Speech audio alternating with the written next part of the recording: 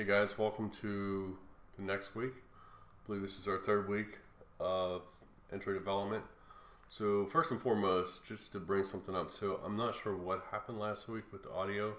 It started off really well, and I think what happened is I paused the video, and I'm not 100% sure, but there's a mute button. I'm thinking maybe I muted it by accident. Didn't realize I muted it, so I apologize. So this week in this video, I'm actually going to go through a couple things that's important. I believe that one of the students were having problems with the constraints, and I kind of just want to show my previous model application and show you what I talked about, and so hopefully you can hear my voice and this works. And the thing is, I've gone through many videos before, and then I found out at the end it didn't even record, so hopefully this one works out. So hopefully at this point you made it to week 3.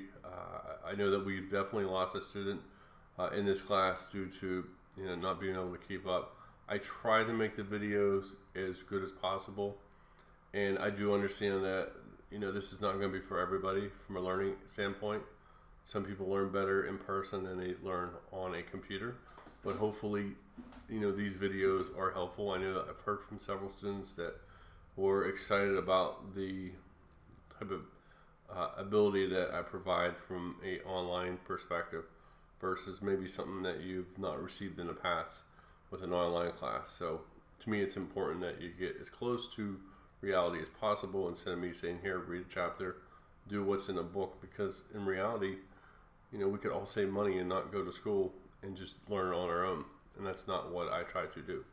So let's kind of get started here. So I have my screen here, and this is what we talked about last week, and what I wanted to do is kind of discuss this area. And I think a student was having problems with adjusting something. So let's say that, for example, I was going to bring in another widget. So let's say, for example, I want to bring in a checkbox, and we're not using a checkbox. So let's say I drag in my checkbox, and let's say I want to put the checkbox right here, right?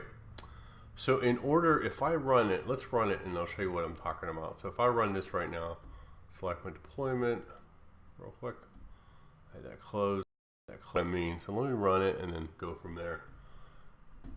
All right. Where'd it go? There it is. All right, so right now I don't even see the checkbox. I must have it hidden for some reason. Guess it isn't in line after 7 seconds. Oh, okay, it didn't even load yet. That's why. It's taking up a lot of space, memory on my computer. So just give it a second here. All right, so this is perfect. So it did run. So you notice how the checkbox is up here, and we have it on the screen. We have it down here. So the reason is because we don't have a constraint. We need to constrain this to the top, left, right, and so forth. So let's try that out. So my computer is running really weird right now because I think I have 8 million things running. So let me check the activity monitor on it real quick.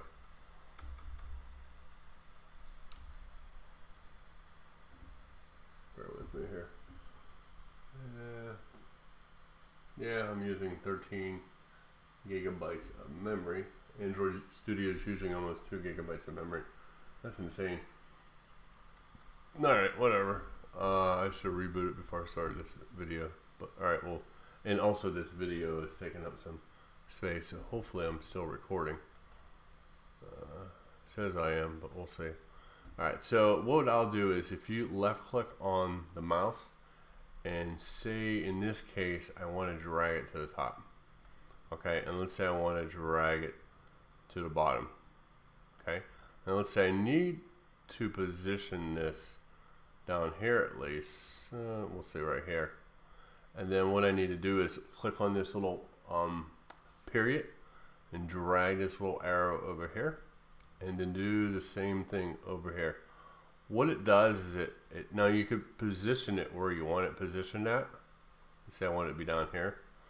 What you're doing is you're building, this is how iOS does it as well with Xcode. So you're building these areas where you're constraining them against a wall so they have a separation, and they're able to be in a position, a specific position. So now if I hit run, let's see what happens once it reloads. It should be in the right position now.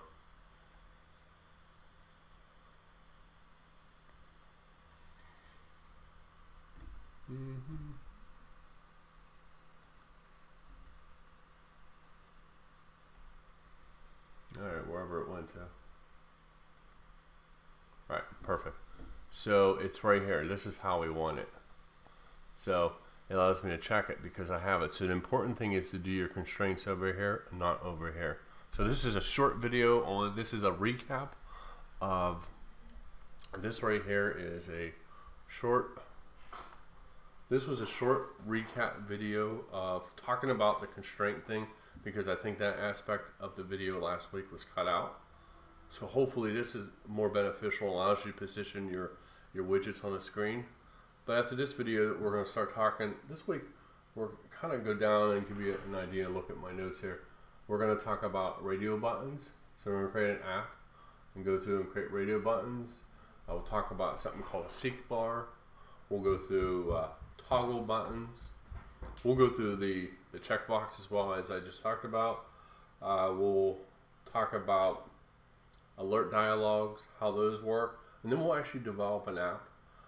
We'll develop some type of app of some sort, and maybe 3 or 4 videos, whatever the case is, and that'll be beneficial. So you'll be able to take what we develop the same app, and then I will post the code out in my GitHub, which I haven't, or my GitLab, which I haven't yet, and I'll keep building that GitLab up with the code. But the important thing is I don't want to put it out there now, because then you guys could just go grab it and do it. I want you to learn something out of it. And when we build the app, I want you to change it up a little bit and make yours different than mine as well. So thanks for watching this video. Hopefully my audio worked. This guy is my audio, so I didn't include him in here. So hopefully that picked up and you guys got a good video out of this. So thanks for watching, and stay tuned for additional videos for this week 3 module.